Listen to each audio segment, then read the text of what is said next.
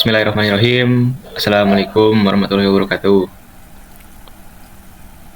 Sebelumnya, perkenalkan kami dari kelas IF 23A, khususnya kami dari kelompok 8.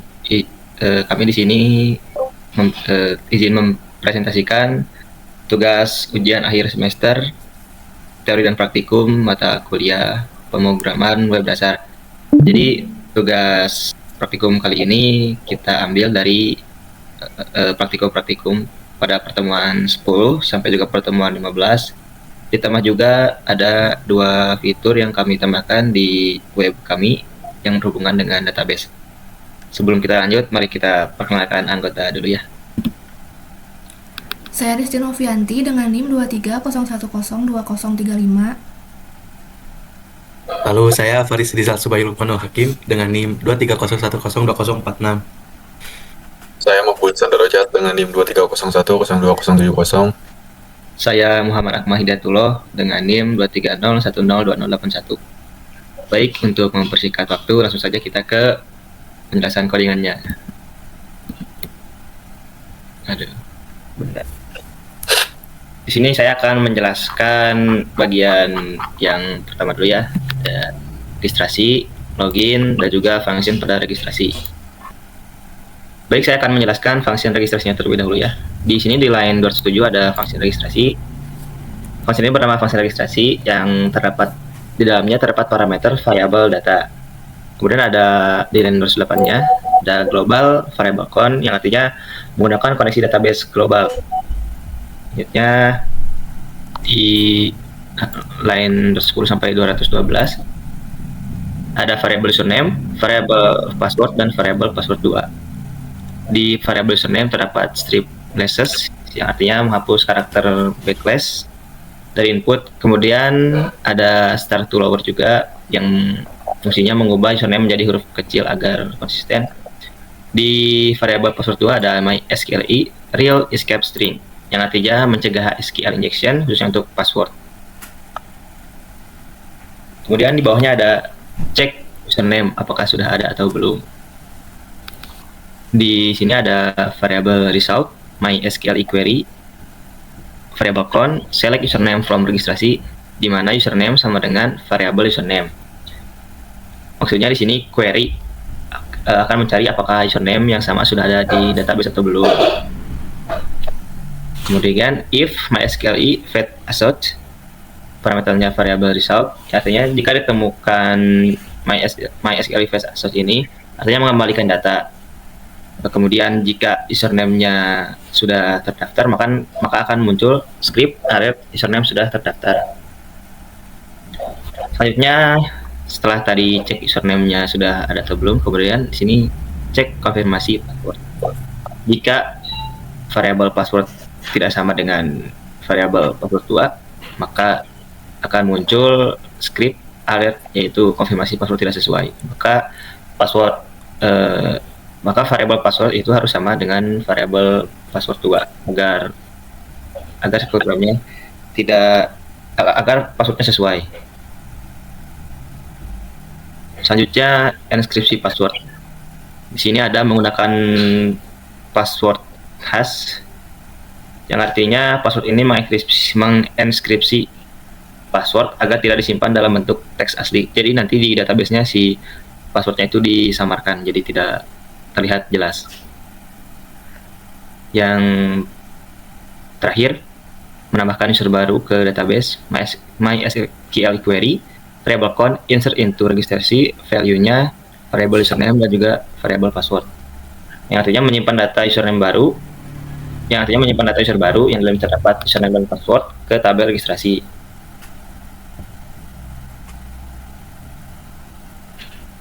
Sudah untuk bagian functionnya. Sekarang tadi sudah di bagian function registrasinya, sekarang ke file registrasi.php-nya. Baik, selanjutnya di file registrasinya. Yang pertama, tidak lupa kita memuat require function.php yang artinya memuat file function yang berisi fungsi dari registrasi. Kemudian ada variable error sama dengan false, artinya variable error ini digunakan untuk menyimpan status kegagalan registrasi. Defaultnya itu false. Kemudian di sini ada if iset, variabel post, metode post, TBL registrasi. Yang artinya jika tombol submit ini ditekan, tombol submitnya bernama TBL registrasi. Selanjutnya if registrasi, variabel post lebih besar dari 0, header, location, index PHP, exit, else, variabel error sama dengan true. Artinya, jika hasilnya lebih besar dari 0 atau berhasil menginsert ke database, maka user akan dialihkan ke halaman index PHP. Sebaliknya, jika gagal atau nilai returnnya lebih kecil dari 0, maka akan muncul error. Nah, selanjutnya setelah ada kondisi untuk pengecekan tombol submit, nah di bawah PHP ini langsung ada HTML-nya. Kemudian kita kan disuruh menambahkan CSS untuk lebih menarik lah ya pada webnya.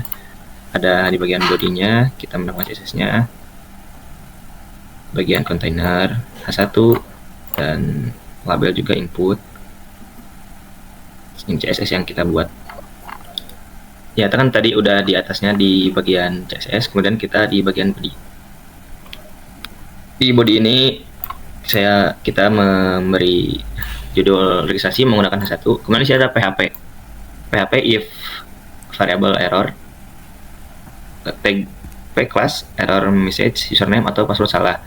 PHP and if artinya jika variabel error bernilai true, maka pesan error ditampilkan di atas prompt. Jadi kalau misalkan ada username atau passwordnya salah ketika registrasi, maka muncul pesan error dalam webnya, yaitu username atau password salah. Kemudian di sini ada formnya, ada form untuk menginput nama, form untuk menginput password, form untuk menginput password 2, dan juga button submit register. Di form ini ada required ya, yang artinya setiap kolom wajib diisi. Kemudian di bawah formnya ada paragraf. Sudah punya akun? Kalau sudah punya akun, maka kita bisa langsung ke form login. Baik, selanjutnya tadi kan sudah dibahas dari function registrasinya, kemudian ke file registrasi, sekarang ke file loginnya. Di file login tentu saja ada kode session start, yang artinya session start ini digunakan untuk mengaktifkan session. Kemudian di line 5 sampai line di bawahnya cek cookie inskripsi. Ada kondisi if iset variabel cookie yang di dalamnya terdapat ID. Kemudian di line 5 ada cek cookie inskripsi. If ada kondisi if iset variabel cookie yang dalamnya terdapat parameter ID and iset variabel cookie di dalamnya terdapat parameter as. Artinya kondisi ini mengecek apakah user sudah pernah login sebelumnya atau belum dan diminta untuk diingat. Kemudian di bawahnya di line 7 terdapat deklarasi variabel ID sama dengan variabel cookie yang di dalamnya terdapat parameter ID. Di bawahnya variabel username sama dengan variabel cookie yang di dalamnya terdapat variabel as.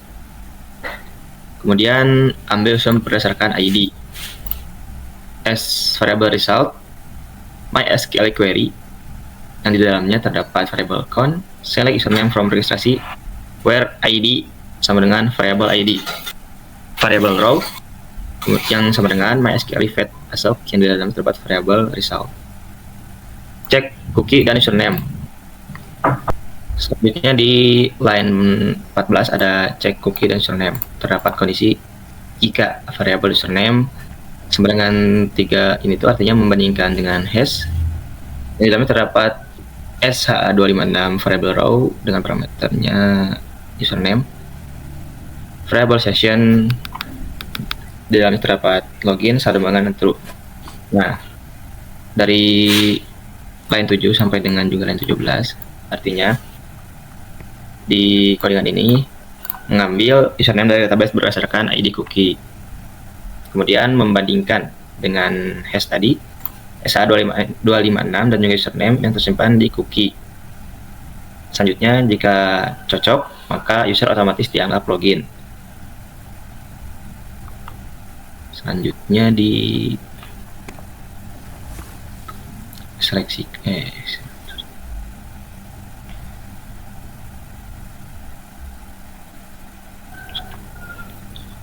selanjutnya ada di line 22 ada kondisi if is set variable post login yang artinya menandakan form login dikirim oleh user. Ada pendeklarasian variable username dan juga variable password 2. Ini berfungsi untuk mengambil input dari user. Kemudian mengambil data dari database. Variable result sama dengan MySQL query, variable const select all from registrasi where username sama dengan variable username. Yang artinya mengecek apakah username ada di database registrasi. Jadi kalau misalkan tidak ada username-nya tidak ada di database, maka itu tidak bisa, harus sesuai dengan data yang ada di database. Kemudian ada selanjutnya cek username dan password.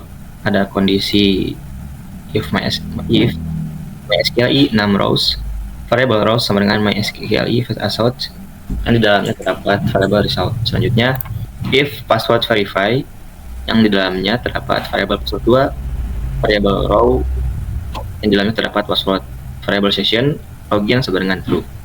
Yang artinya jika username ditemukan, maka password akan diambil dari database dan dicocokkan dengan yang dimasukkan user menggunakan password verify.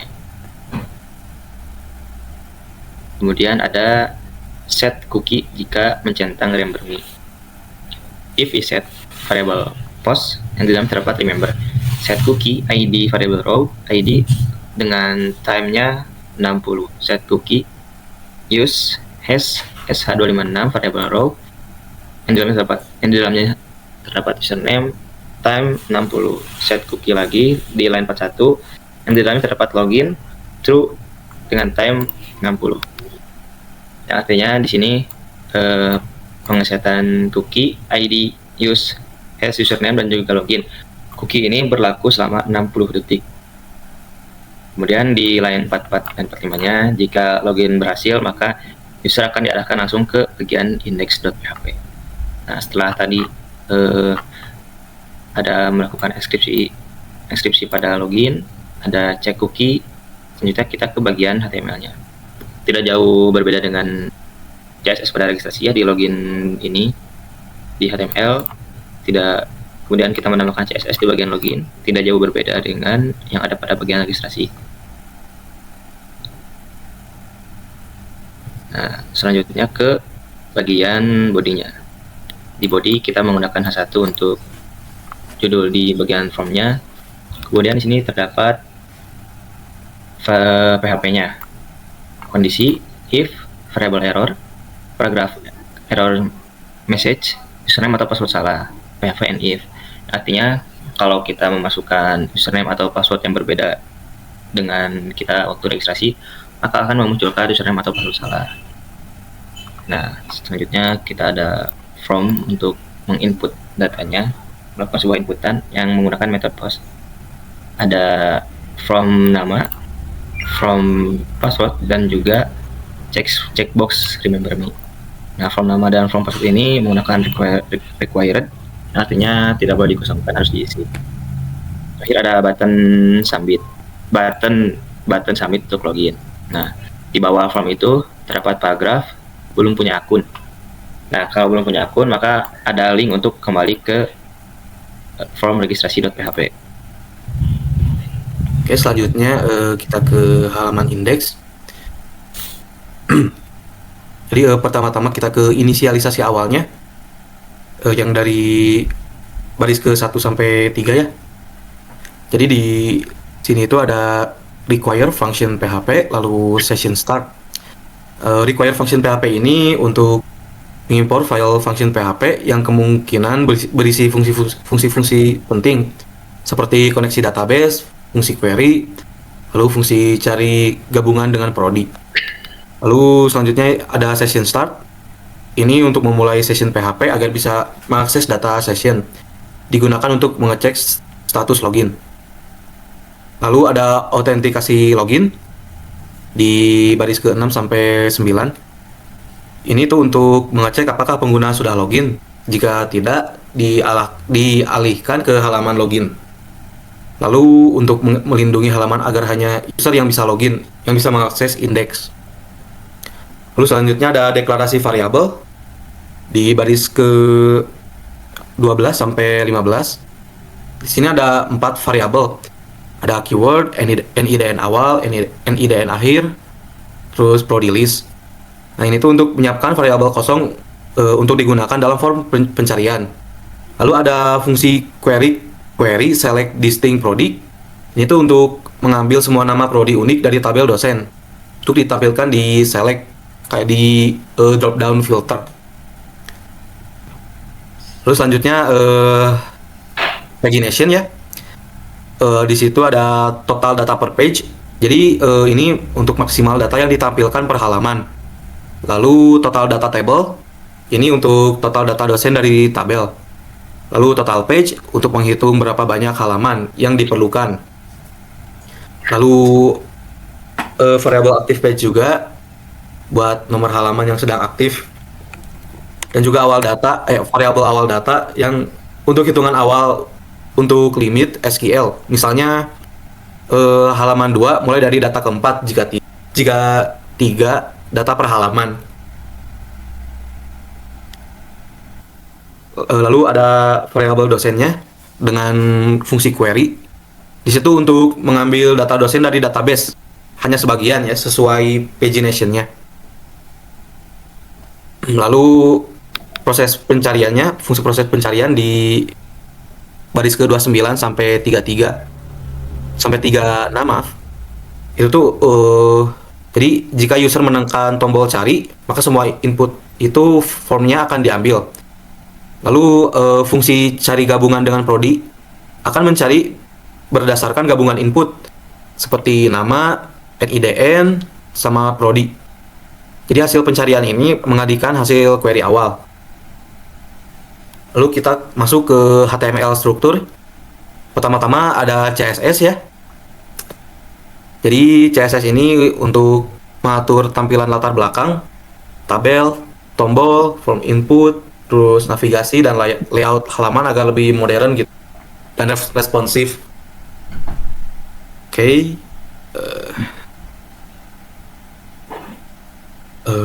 Kalem. Oke, kita masuk ke bagian header di baris ke ke 127 sampai 129. Ini tuh untuk judul halaman ya dan tombol untuk logout serta tambah dosen. Lalu selanjutnya masuk ke form filter sama pencarian di baris ke 130 sampai 146. Jadi jadi form ini ada beberapa input ya, kayak keyword, NIDN awal dan akhir, drop down prodi, sama tombol cari data. Lalu selanjutnya masuk ke navigasi pagination di baris ke 149 sampai 166. Di sini tuh menampilkan panah untuk pindah halaman sebelumnya dan sesudahnya. Lalu melakukan loop, menampilkan nomor halaman dan menandai halaman aktif dengan warna berbeda dan bold. Lalu selanjutnya menampilkan tabel data dosen dari baris ke 168 sampai 179. Nah, ini untuk header tabelnya untuk setiap kolom data dosen. Lalu yang dari baris ke 180 sampai baris ke 196 itu tuh untuk antara lain untuk looping data dosen satu persatu, menampilkan tombol ubah dan hapus di setiap baris. Lalu kolom foto untuk menampilkan gambar dari folder IMG. Lalu kolom tanggal dibuatnya di format ke day, month, year. Sama udah gitu. Nah, selanjutnya di sini saya akan menjelaskan halaman untuk menambah data dosen. Nah, di baris kedua itu ada variabel con buat ngekoneksiin ke database latihan DB. Username-nya root dan password-nya juga root. Terus buat baris keempat sampai ke 8 itu dicek apakah kita udah login apa belum. Kalau belum, nanti bakal diarahin ke halaman login. Terus baris ke-10 require function PHP itu buat memanggil file function.php yang isinya itu fungsi-fungsi termasuk fungsi tambah ini buat nambahin data-data dosennya ke database.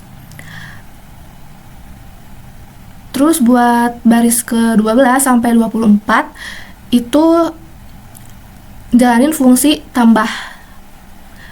Jika hasilnya itu lebih dari 0, maka akan menampilkan alert data berhasil diinput dan kita bakal diarahin ke halaman indeks PHP. Dan jika gagal, maka akan muncul alert data gagal diinput. Nah, selanjutnya ada tag PHP, tag HTML di baris ke-27, terus di bawahnya ada CSS biar halamannya itu lebih bagus gitu. Lanjut aja ke bawah. Nah, terus di tag body di dalamnya ada tag div, class container, terus form action, multipart from data, terus ada header 1 tambah data dosen, yang di bawahnya di baris ke-29 itu ada div class form kolom yang artinya kolomnya itu dibagi menjadi 2 kolom. Nah, buat yang kolom kiri itu ada NIDN, nama sama email. Terus scroll ke bawah. Nah, terus buat kolom yang kanan itu ada prodi, foto, sama status dosen, apakah dosen itu aktif atau tidak aktif. Terus di bawahnya di baris ke 163 sampai 165 itu ada button tambah buat nge-submit nanti pas udah ngisi data dosennya. Terus nanti bisa kembali ke tabel yang bakal diarahin ke halaman indeks PHP. Terus ke file function. Nah, selanjutnya di file function.php ini ada baris 19 yang mendefinisikan fungsi tambah buat menerima satu parameter variabel data yang ada di HTML tadi. Terus baris ke-20 itu global variable con, berarti kita ngeakses variabel global. Itu. Terus untuk baris ke-22 sampai 27 itu kita ngambil nilai dari form HTML yang tadi kita buat. Ada nama, NIDN, email, prodi, sama status. Nah, buat baris ke-29 sampai 33 itu memanggil fungsi upload buat proses upload file gambar. Nah, jika uploadnya gagal, itu bakal ngembaliin nilai false, maka fungsi tambahnya itu dihentikan dan akan mengembalikan false. Terus di baris ke-35 sampai 37 itu ada query SQL buat nambahin data ke tabel dosen. Di dalamnya itu ada kolom-kolom yaitu nama, NIDN, email, prodi, dan email, prodi, foto, dan status. Terus baris ke-39 itu MySQL query variable con dan variable query itu ngejalanin query insert ke database pakai koneksi con. Nah, terus nanti di return di baris ke-41. Jadi jika hasilnya lebih besar dari 0 maka berhasil. Nah, tapi jika 0 atau negatif berarti gagal. Segitu aja, sudah. Sekarang Lalu selanjutnya untuk fungsi dari ubah itu sendiri, yang pertama dari baris 1 sampai baris 6 itu adalah headernya atau lokasi dari file login PHP-nya yang nanti bakal dipanggil. Lalu untuk baris ke-8 itu function.php itu memanggil function ubah yang ada di dalam function.php-nya. Lalu selanjutnya untuk baris 15 ya, baris 15 sampai baris 26 itu tuh fungsinya untuk mengecek apakah formnya itu udah disubmit atau belum. Nanti jika formnya itu udah disubmit, bakal memanggil fungsi ubah dengan data dari form dari variabel post. Lalu jika ubah itu sendiri akan mengembalikan nilainya lebih dari 0. Itu jika berhasil dirubah. Lalu setelah berhasil dirubah akan menampilkan alert dan diarahkan ke dalam indeks PHP lagi, ke dalam indeks kembali. Tapi jika gagal, itu juga akan menampilkan alert gagal. Dan bakal diarahin lagi kembali ke index.php. Nah, lalu selanjutnya untuk HTML-nya dari baris 147 dan 148 itu untuk menginputkan nama yang akan disimpan ke dalam database-nya. Lalu untuk baris 156 sampai 158 untuk nama dan seterusnya seperti NIDN, email, dan juga program studinya itu menggunakan input type dan akan disimpan ke dalam database. Lalu untuk img search itu sendiri itu berfungsi untuk mengubah foto lama yang sudah tersimpan di dalam database ke dalam foto baru yang akan diupload filenya. Lalu terakhir itu ada button type submit. Nah itu tuh fungsinya untuk mengirim form yang sudah diproses sebelumnya ke dalam database. Lalu selanjutnya ada hapus.php. Nah di sini fungsinya itu ya untuk menghapus data itu sendiri, di mana pada baris keempat itu kan ada get ID ya, itu untuk menampilkan atau memanggil ID-nya. Lalu ada if hapus ID lebih dari 0 dan sampai baris ke 16. Itu tuh akan menghapus. Jika menghapus itu akan menampilkan alert data berhasil dihapus dan juga akan menghapuskan data yang akan dihapusnya itu dari dalam index.php. Tapi jika gagal, maka akan memunculkan alert data gagal dihapus. Lalu untuk function hapus itu sendiri itu berada di dalam file function.php yang berfungsi untuk mengkoneksikan ke dalam database, lalu menggunakan perintah SQL delete from domain where ID itu akan mencari ID-nya. Ketika ID-nya sudah ditemukan, maka akan menghapus data-data yang bersamaan dengan ID tersebut. Lalu fungsi yang terakhir yang return MySQL affected row itu untuk mengembalikan nilai yang menunjukkan beberapa baris yang terpengaruh oleh beberapa perintah tersebut. Nah, jika lebih dari 0, maka data-datanya akan berhasil dihapus. Lalu untuk function ubah itu sendiri, nah itu akan ada global count untuk mengakses variabel dari database global. Lalu untuk ID, nama, NIDN, email, prodi, foto lama, dan juga status itu akan mengambil data dari array yang biasanya udah dikirimkan dari post itu sendiri dan menyimpannya ke dalam variabelnya masing-masing dari variabel ID, nama, NIDN, dan seterusnya. Lalu ke bawahnya itu yang if files itu tuh untuk jika tidak ada foto baru maka akan menggunakan fotonya yang lama. Nah, tapi jika ada foto baru, else jika ada foto baru yang diupload, maka fungsi upload itu sendiri akan mengupload foto yang baru. Tapi jika foto barunya itu gagal, maka akan menghentikan ke dalam false, return false. Lalu jika berhasil, akan menghapus file yang lama, yang foto lama itu dengan unlink. Nah, yaitu dengan unlink, jika foto yang lama itu masih ada gitu. Nah, untuk query update dosen, itu tuh untuk mengupdate data-data yang sudah ada menjadi data-data yang terbaru. Lalu untuk MySQL count query, nah itu dengan parameter count dan juga query itu untuk menjalankan perintah SQL ke database yang menggunakan koneksi dari count.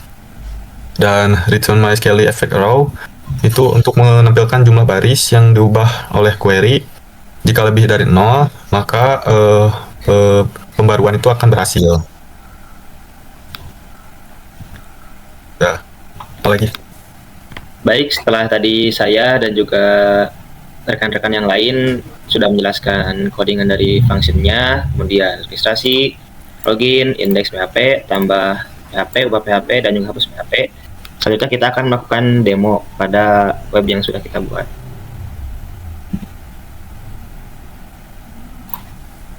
Bentar, buat dulu. Nah, baik, untuk bagian login dan registrasi ini akan dijelaskan kembali oleh saya sendiri. Nah, di halaman login ini, kalau misalkan kita belum punya akun, kita boleh registrasi terlebih dahulu. Kita coba registrasi dulu ya. Namanya Makbul. Passwordnya 123. Nah, konfirmasi passwordnya misalkan beda dengan password yang di atas. Misalkan konfirmasi passwordnya 222. Nah, dikarenakan password yang awal 123, kemudian pada konfirmasi password saya masukkan input 222, maka akan muncul alert konfirmasi password tidak sesuai. Nah, maka di sininya akan muncul username atau password salah, dikarenakan konfirmasi password tidak sesuai dengan password yang di input di awal. Nah, kita samakan password 123, konfirmasi password 123. Nah, setelah sama, maka akan langsung diarahkan ke form login. Nah, kan di login ini kita memasukkan data yang sudah tadi kita buat di halaman registrasi. Yang data itu masuk dalam database-nya ya, harus sama Makbul. Misalkan passwordnya kita disalahin jadi 22 lagi. Login. Nah, maka akan muncul alert username atau password salah. Kita coba. Nah, kan maka akan muncul alert username atau password salah. Kita masukin lagi yang benarnya ya, Makbul 123. Nah, di sini ada checkbox remember me. Kita bisa lihat di inspect-nya.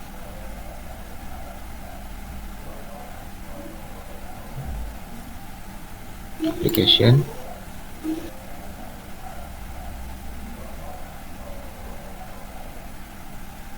Nah, sebelum kita checklist remember me, maka di sini cuma ada nama PHP session ID.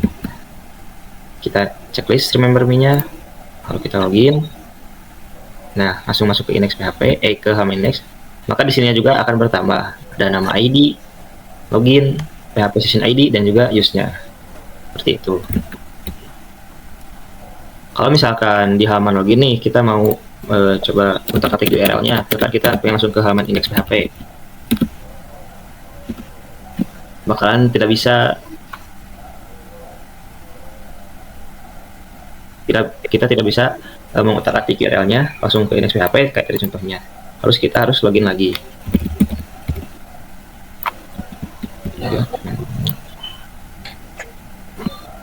Sip, mungkin cukup di bagian login dan juga registrasi. Di sininya itu ada halaman-halamannya. Coba mal diklik-klik gitu. 1 2 3. Nah, jadi itu berfungsi ya. Jadi fungsinya dari active page-nya gitu. Oke, lalu masuk ke bagian searching-nya.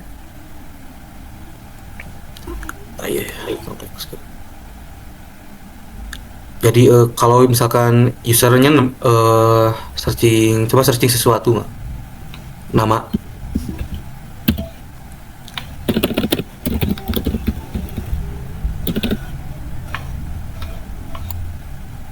Nah, jadi muncul ya atas nama Bahlil. Terus coba NIDN-nya mal.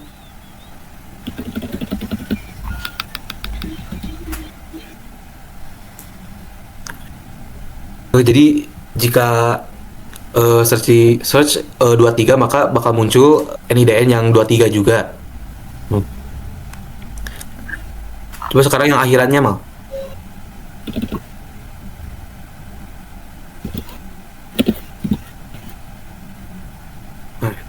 Jadi muncul juga ya NIDN yang akhirannya 30 atas nama Megawati.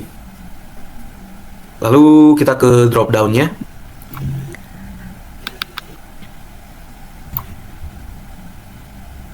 Nah, itu muncul juga ya. Balik lagi. Nah, ini muncul juga ya yang prodi farmasi. Nah, selanjutnya kita akan mencoba menambahkan data dosen. Klik. Nah, terus kita nambahin dulu NIDN-nya. Misalnya bebas aja.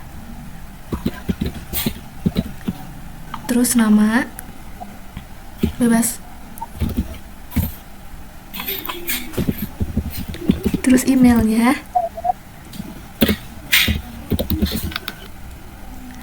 Dan prodinya.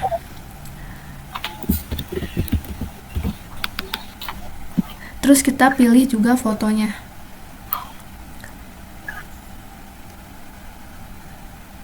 Aduh, yang ada aja deh ya. Ya. Nah, selanjutnya kita pilih status dosennya apakah masih aktif atau tidak aktif. Coba aktif aja. Nah, terus klik tambah. Nah, maka akan muncul alert data berhasil diinput. Oke.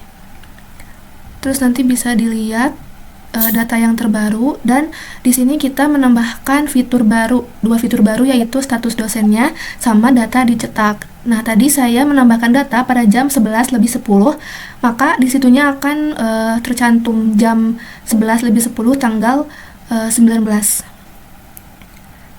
Sudah. Lalu selanjutnya ada fungsi ubah, boleh diklik. Nah, di dalam ubah ini nanti kita akan mengubah data yang sebelumnya menjadi data yang baru. Contohnya misal kita mengubah namanya atau namanya aja boleh, dari Eko menjadi nama baru, misal Joni. Oh, bagus. Nah, juga email dan juga prodinya misal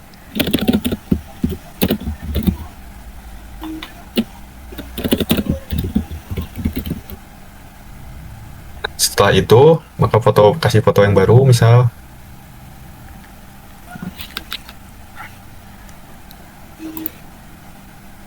Dan statusnya menjadi tidak aktif.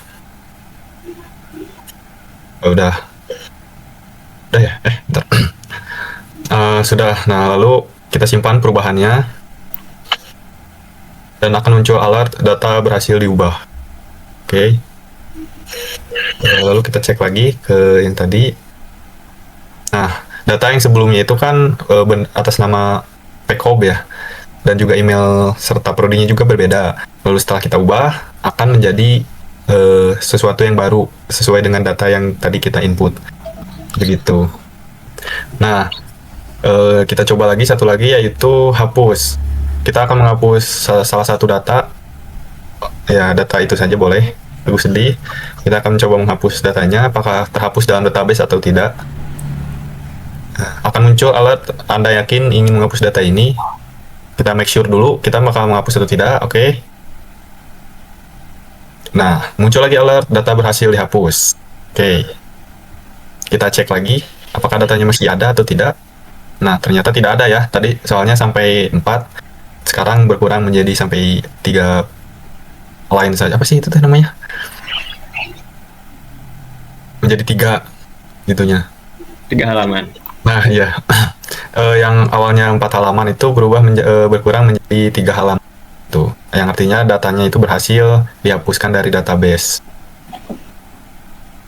Sudah. Sudah ya? Sudah. Baik. Mungkin cukup sekian presentasi mata kuliah praktikum pemrograman web dasar, yaitu membuat web sederhana yang sudah biasa kita buat pada praktikum pertemuan 10 sampai juga pertemuan 15 lah ya. Di sini kesimpulannya kita membuat web sederhana yang awalnya kita registrasi dulu. Registrasinya sudah bisa, masuk ke login. Nah, sudah login bisa, maka akan langsung masuk diarahkan ke indeks. Di indeks ini terdapat tabel daftar dosen yang di dalam terdapat aksi untuk fitur ubah hapus, foto dosen, nama dosen, NIDN dosen, email, prodi, status, dan juga data dicetaknya. Selain itu, kita bisa juga menambahkan data dosennya, mencari data dosen berdasarkan nama prodi, NIDN awal, NIDN akhir, dan juga drop down pilih prodi. Mungkin cukup segitu saja presentasi kali ini. Ditutup saja dengan doa, Rabbana atina fid dunya hasanah wa fil akhirati hasanah wa qina adzabannar. Amin. Terima kasih. Assalamualaikum warahmatullahi wabarakatuh.